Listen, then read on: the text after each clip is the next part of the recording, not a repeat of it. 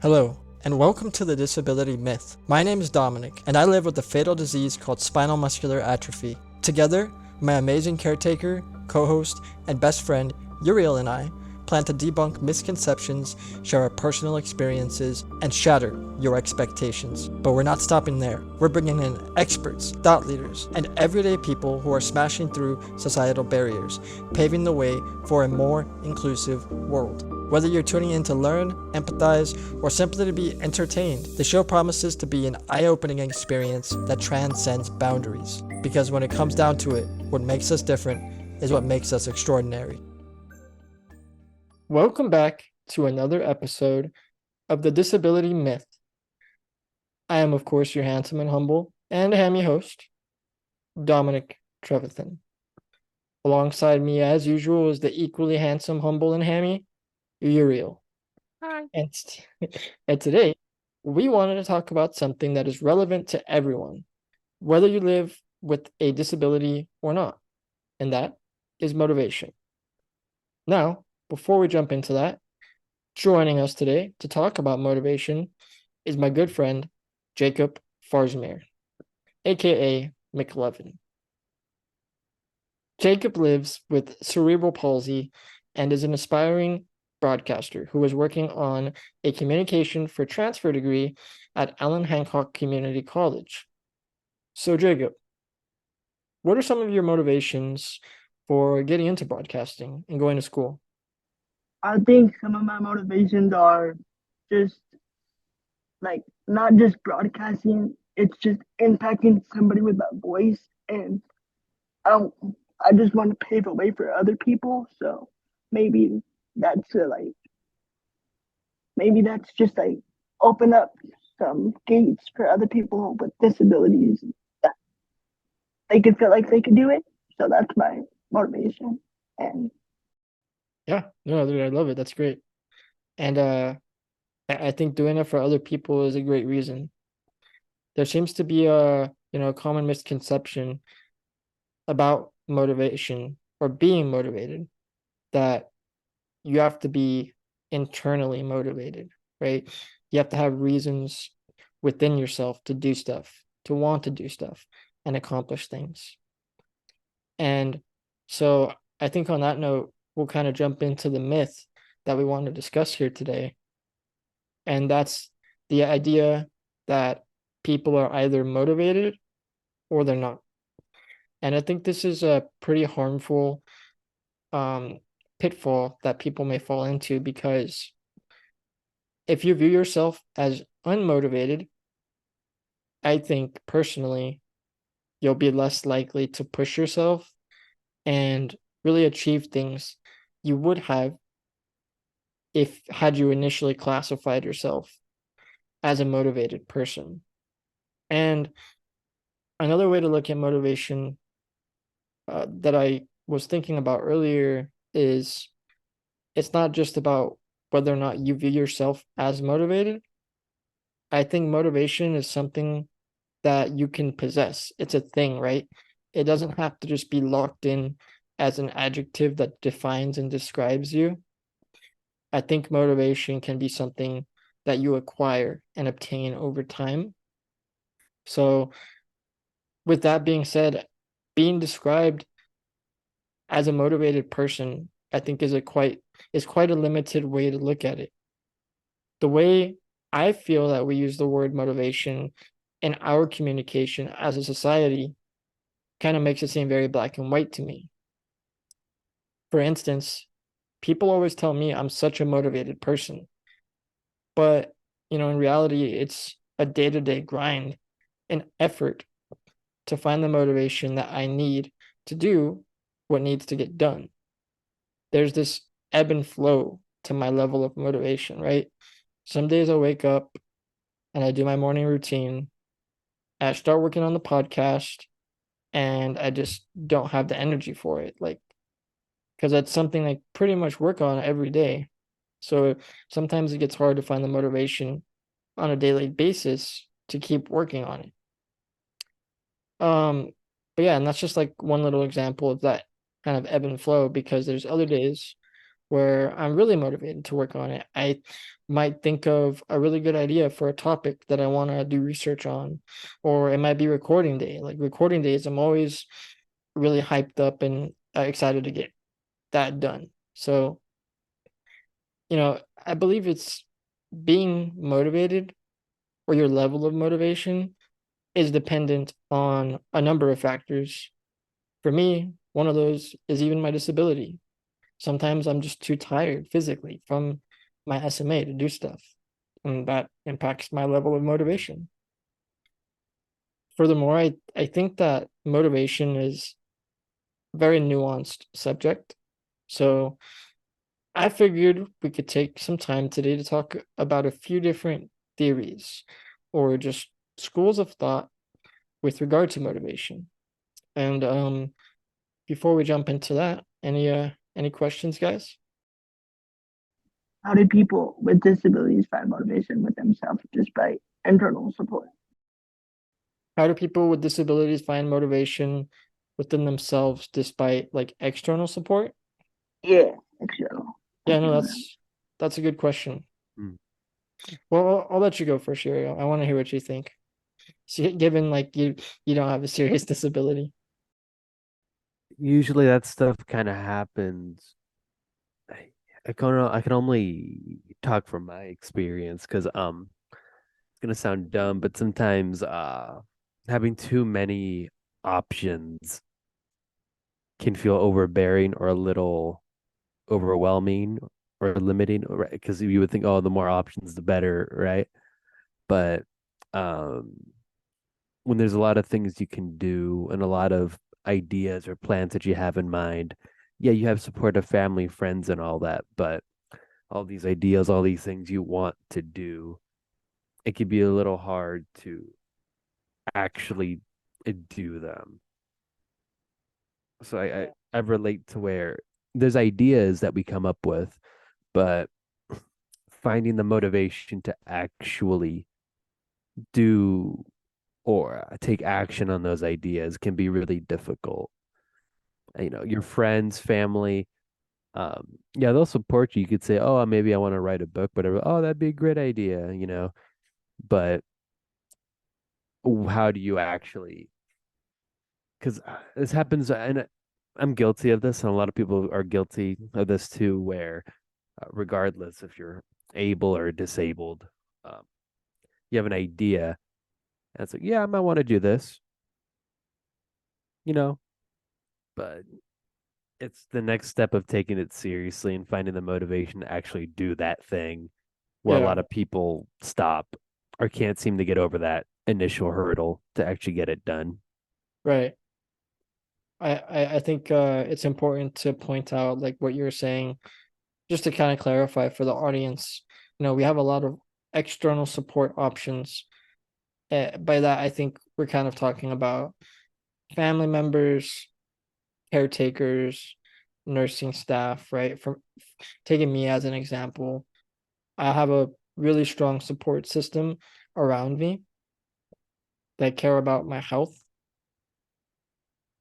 But when it comes to finding motivation, finding the motivation to do things outside of my health, outside of keeping me healthy, when it comes to finding things like finding reasons to find a job, to make money, that's really hard. I think not only for me, but a majority of people with disabilities. We talked about that new bill getting passed that's raising the asset limit from 2,000 to $10,000 that we're allowed to, have in our bank accounts and as resources. But still, that's $10,000 is not the amount of money that you can build yourself a life off of. And so I think for people with disabilities, it's almost not impossible, but highly improbable that you'll find external reasons, external motivations, or, rewards that may entice you to get stuff done, like finding a job. Yeah, because having loved ones and like friends support you, that's good and all, but depending on your idea, where do you find the financial support? How do you do this, that? Um, how do you actually learn to do said skills to achieve said thing? Sometimes those external support systems, giving caretakers, nurses, family, not everybody's actually going to know much about that field or that idea or that thing that you're interested in doing. Right. But then what could feel a little lost.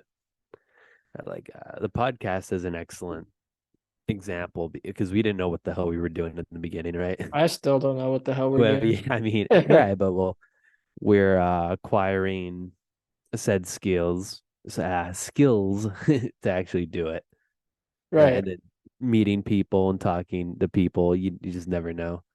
Uh, Right. It's and a maneuvering it. it's a passion project. Yeah.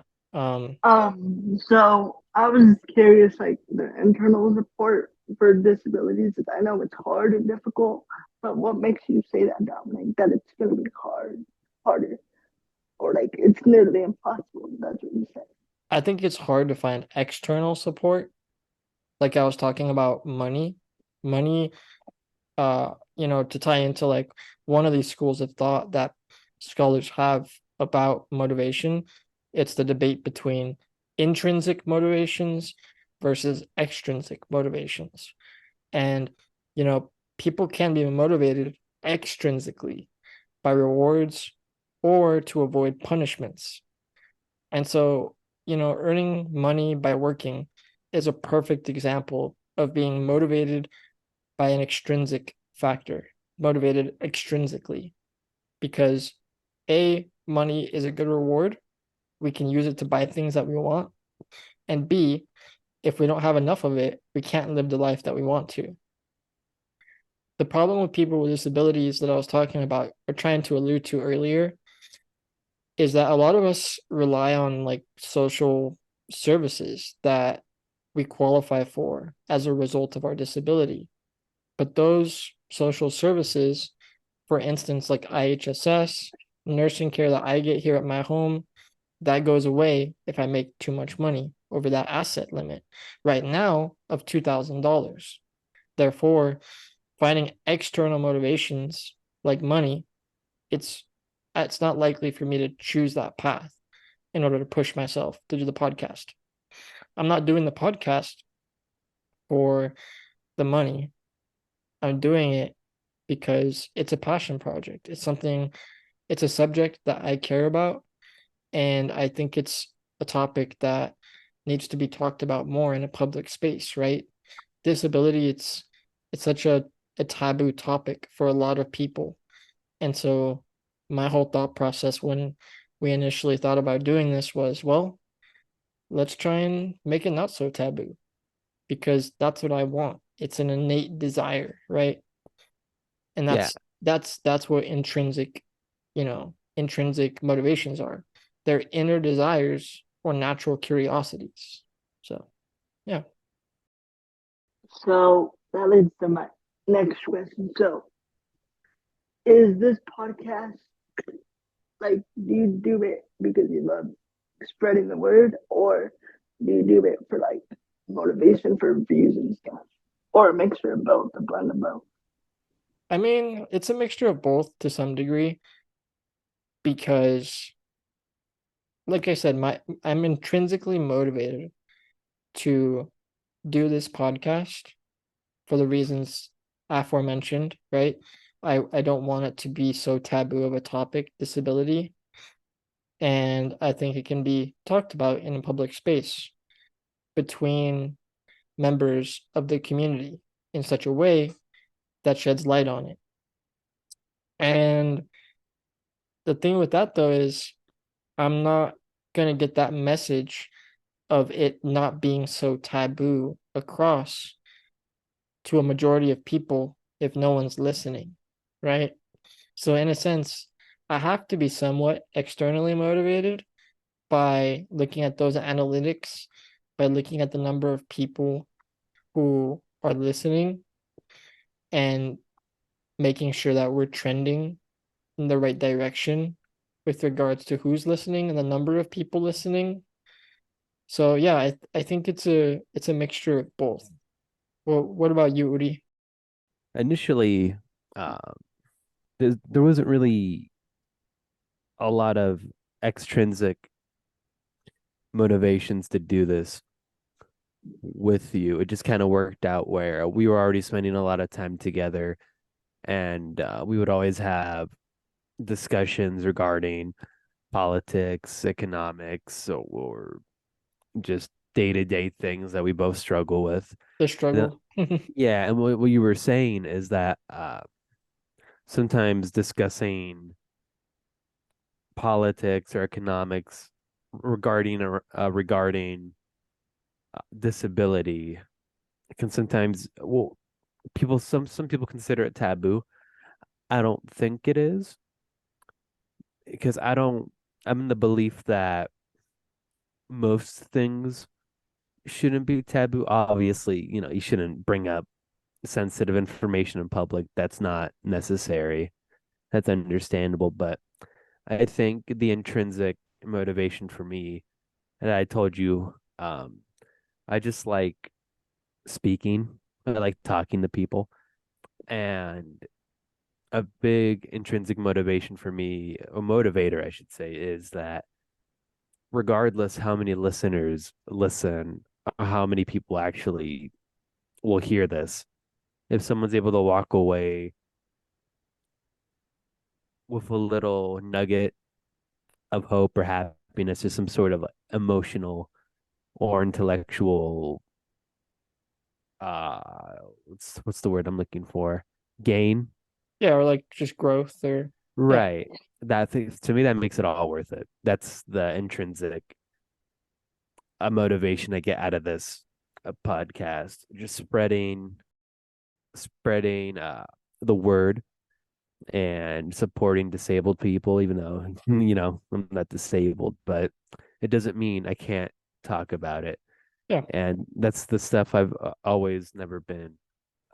What's the word? Because some people antagonize those for not talking on a topic because they might not fully understand it. I know that I'm not disabled and I won't fully understand what it's actually like, but I can listen and understand and support those that are struggling to best improve everyone, because I'm gonna get older eventually. My knees are gonna go out.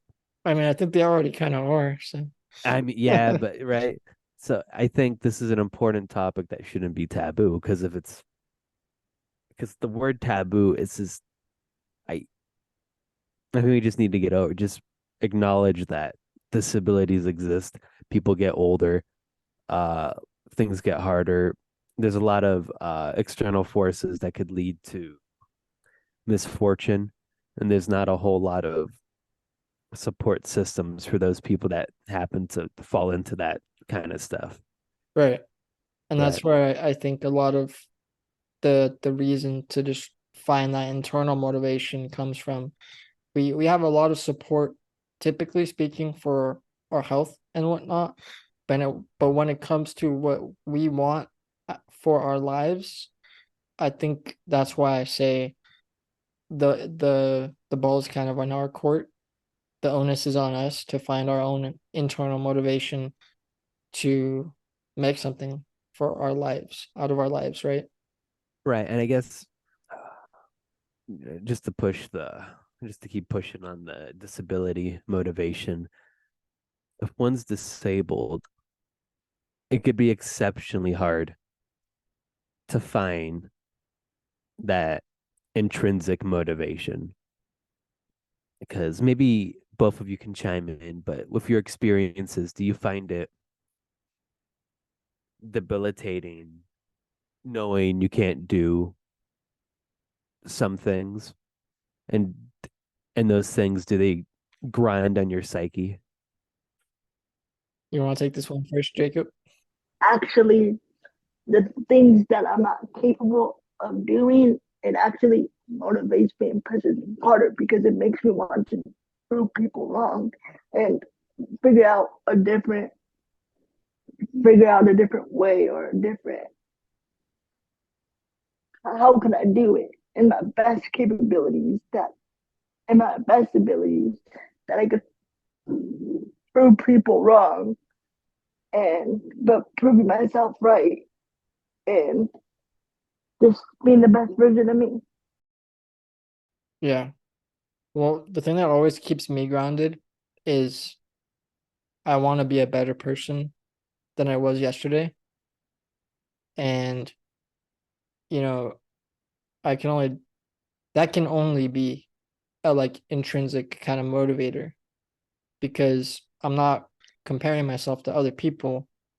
I'm comparing myself to who I was yesterday. And you just have to take like a long, hard look at yourself and what you did every day and push yourself to just be better, to get more done, to achieve more. And yeah, that's kind of what I expect of myself. It's hard when I come across things that I can't do. Uh, and I think I'm almost somewhat numbed to it because of my SMA. It's somewhat natural for me to lose the ability to do things. That's the nature of my condition, right? You know, when I was 2 or 3 years old, I could crawl like army style on my hands and knees and get around without a wheelchair.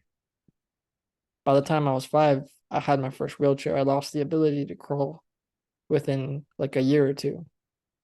And this kind of similar phenomena has happened throughout my life.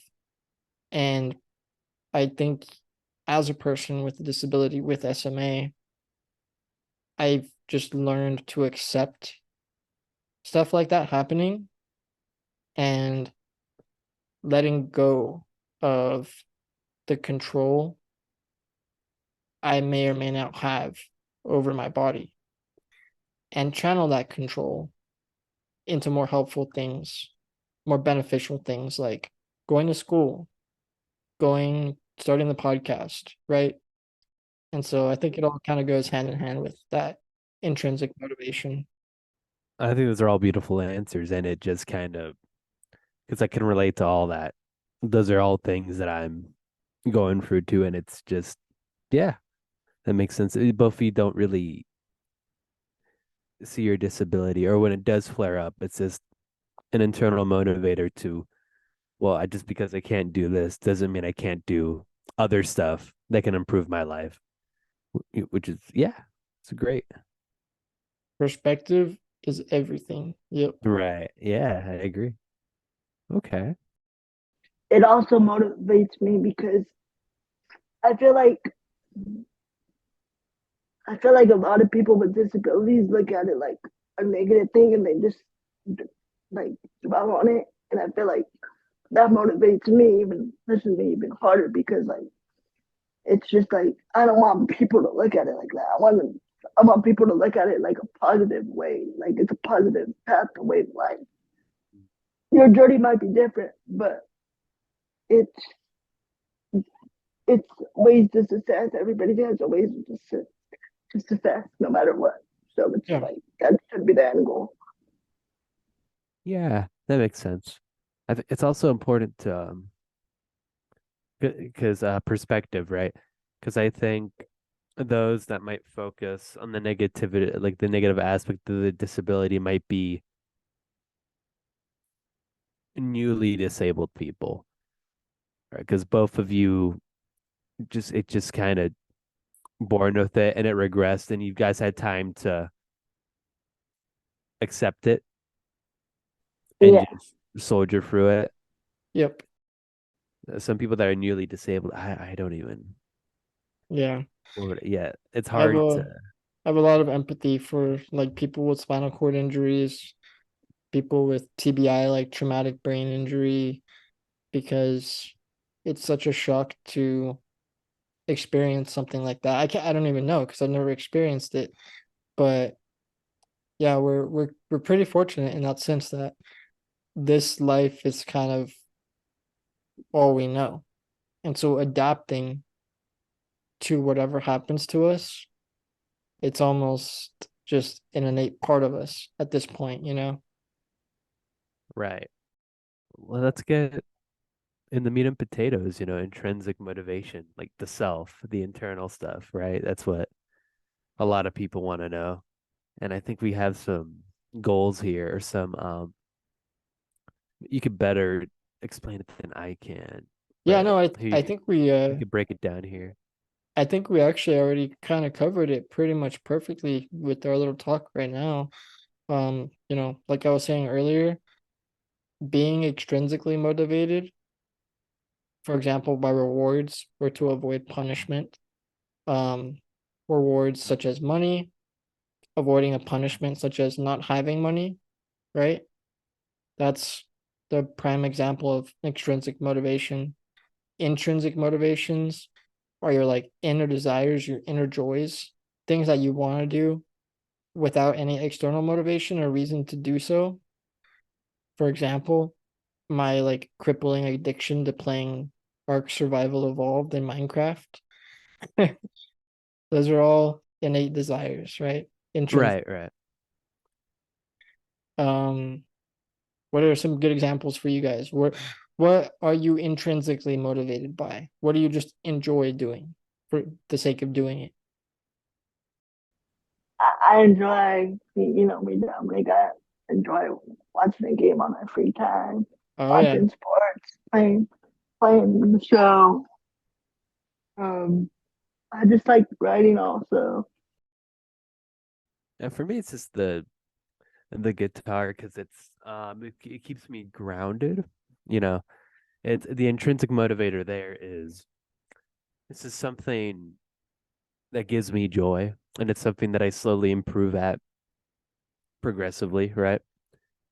And it's a little liberating that I don't have to. I'm not really comparing myself to anybody. I'm just on my own little musical journey, and it's really fun. I get the extrinsic motivators would probably be not to show off, but maybe just share knowledge of others because I don't agree in gatekeeping weird flex, information. but okay. What do you mean? Hey, I mean, no, musical talent's really hard to judge, right? Yeah, no, I wouldn't even know where to start. Right. I guess a mastery approach would be the guitar, right? Because I'm developing competence and a skill just for the sake of learning and understanding music better. Mastery approach. Yeah, yeah. No, that's Yeah. I was gonna talk about goal orientation theory next. That was the next kind of Okay. Hit me topic. with it. Hit me with it. Hit me with it. Yeah, so goal orientation theory, um, it typically refers to a person's behavior towards developing or validating their ability to achieve or perform. And it's a social cognitive theory that explores the motivation typically behind students and their engagement and achievement. It can be applied outside of school, but that's where it's most heavily studied. And so the basic idea of goal orientation theory is that people either want to demonstrate their competence to others, which is classified as a performance orientation, or they'll develop their competence and knowledge for the sake of learning, which is a mastery orientation. Like you were talking about, you just innately have been practicing guitar for a long time and you enjoy it. And you're learning music for the sake of learning music. And that's a mastery approach. The goal is to develop competence at that skill at playing guitar just for the sake of learning, understanding, and getting better, right? Yeah, and I guess now that I'm thinking about the extrinsic motivator there is just to jam with people, man. I'm not trying to show off or anything, but just have musical competence to just hang with people.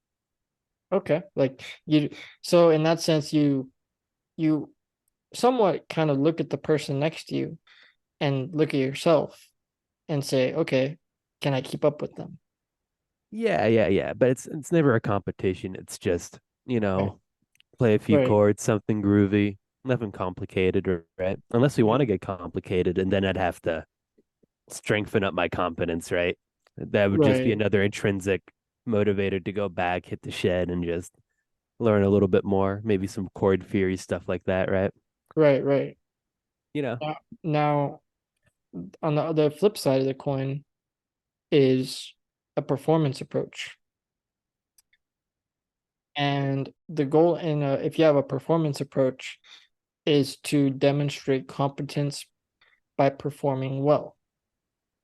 And this is a little different from a mastery approach because you don't typically want to seem you're not typically interested in whatever you're doing if you have a performance approach, I'll say.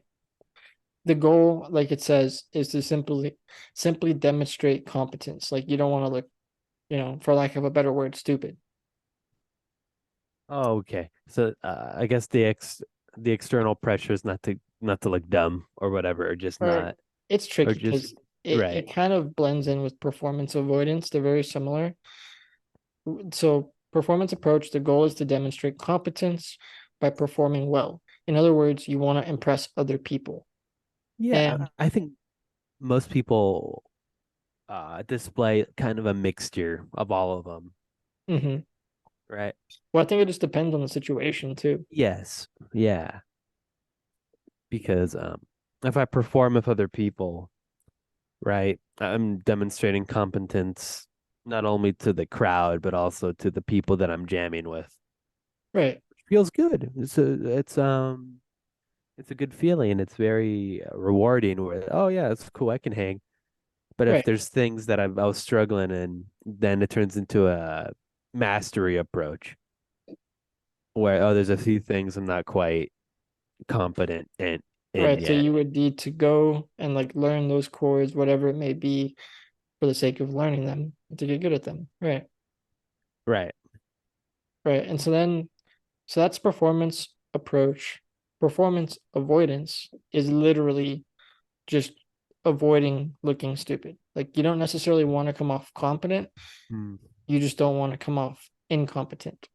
That's a motivator for me too. Every Mhm. time something happens in the political, global, economic world, the intrinsic motivator there is to do a little bit of research, a little reading, read a couple of articles, trying to find the biases, all that little stuff, to best understand situations, right? Because I don't want to come off as ignorant on the subject, right? I know for some people that could be a big motivator. I think the simplest, easiest way to understand performance avoidance Okay. is say like you're in math class and you've spent a lot of time studying um the quadratic formula Mm. and the teacher calls on you to answer a question from the homework and you just don't want to come off stupid in front of the class. So you give the correct answer, and that's like your motivation for studying, right? Like Oh, X some sort equals of pressure. Yeah, yeah, yeah. Okay. right, right. So you go in your textbook that night before, knowing the teacher's gonna call on you at some point, and you look at the material and you memorize. X equals negative b plus or minus the square root of b squared minus 4 times a times c, or whatever it is, something like that, right? It's been a long time since I was Yeah. in high school. Drilled in you, brother. I too had a performance avoidance orientation. Right. I think you could argue maybe that's what keeps people in school, or why there are some people that are very academically inclined because they never because that social anxiety, or just that anxiety in general of being wrong. I know there are some people that are very much performance what's the performance avoidance, where they refuse to be wrong, they refuse to lose an argument or a debate, those kind of people. Right, you're trying to save face. Yeah. Yeah, yeah, yes. Okay. Yeah. So that's goal orientation theory. And that like you touched on earlier, just leaves us with the self-determination theory, which as you mentioned earlier, says that people can become self-determined when their needs for competence, connection, and autonomy are fulfilled. Right. And And mm, I think it's important to understand competence, connection, autonomy, all that.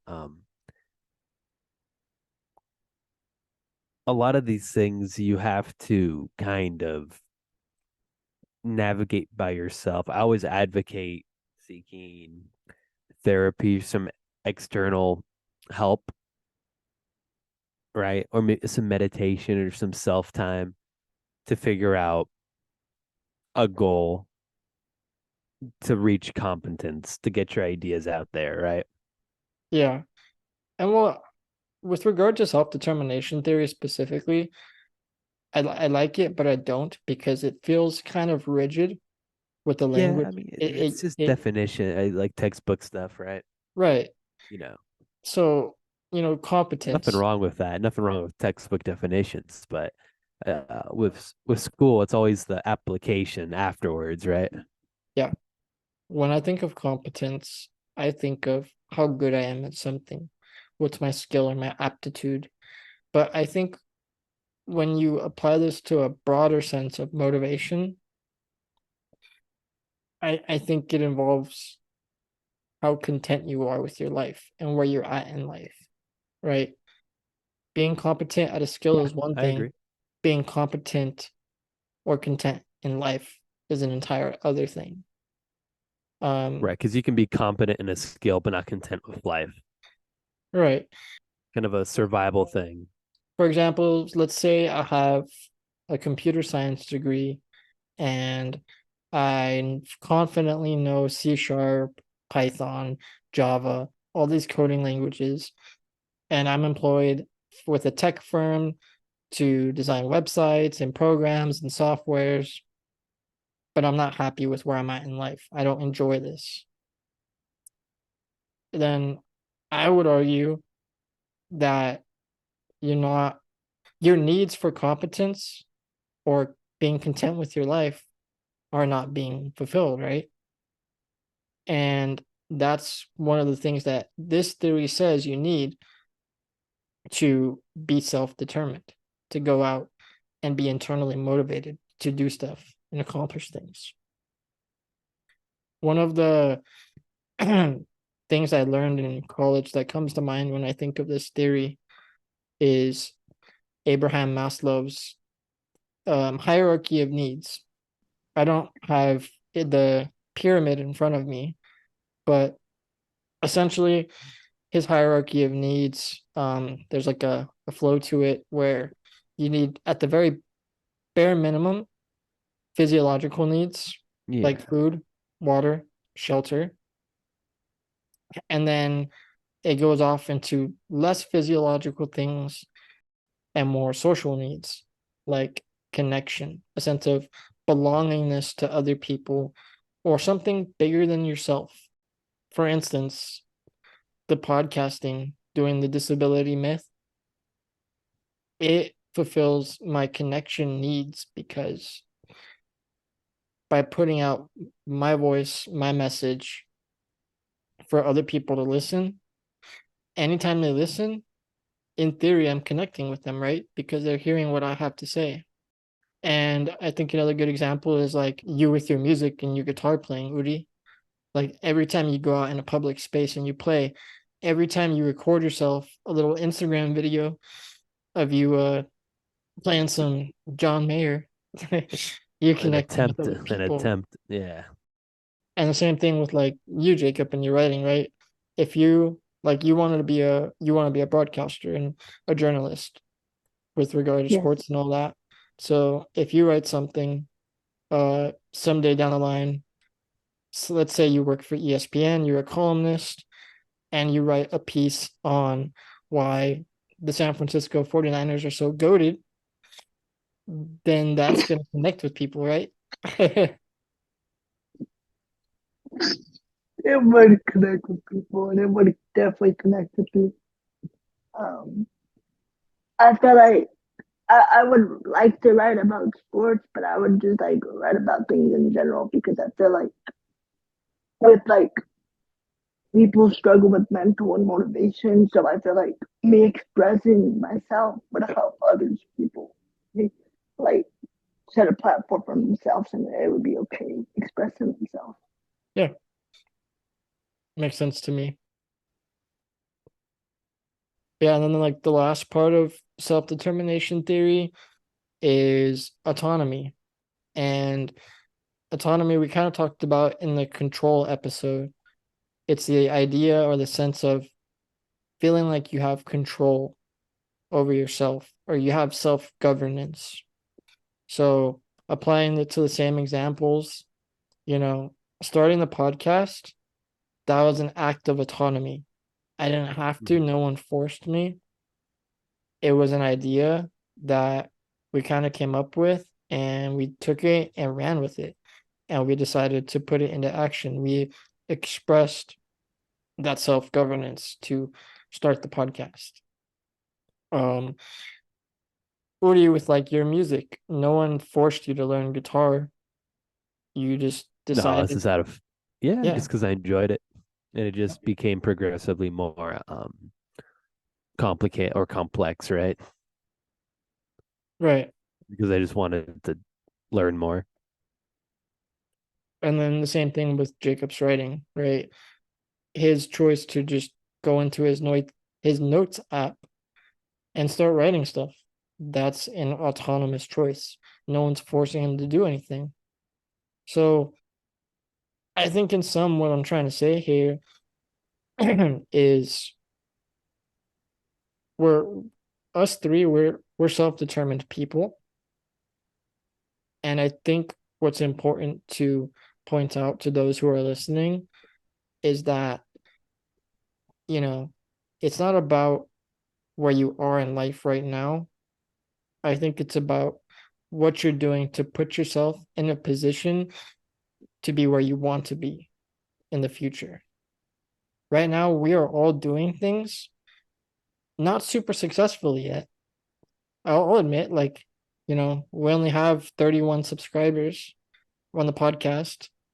Uriel, you get like a handful of, listens on Instagram and stuff for your videos, right?